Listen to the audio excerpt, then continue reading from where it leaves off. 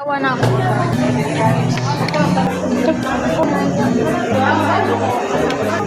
Chill ako. Aminin mo naninit mo ako. Hindi mo. Initin mo ako tuwing gabi. Tama ka na. Si Camille, naalala niya ako kami tuwing umaga. Ay, pagod na yun.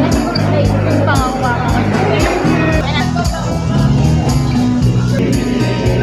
Okay na. Yung safe.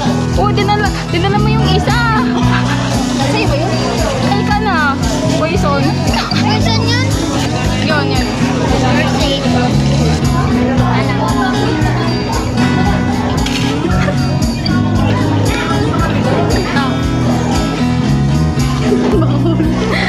Clumsy.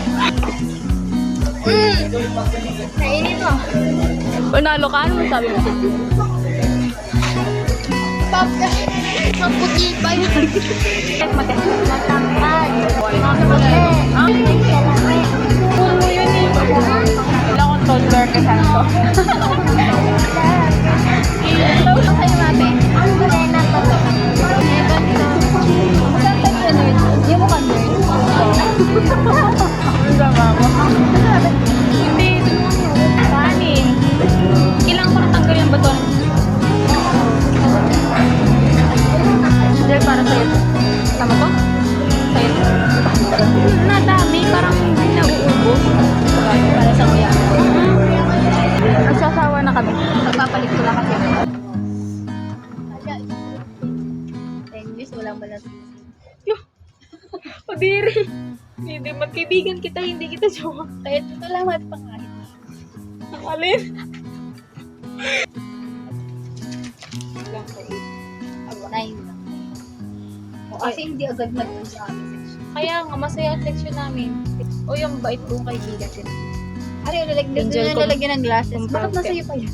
Angel kong proud ka. O, ito yung sing-sing. Itong letter R. So, sino ka man, tawagan mo ako. Pero Tawagan mo ako 096. 0999. Ano? Naligaw sa akin, pinili yung best friend niya.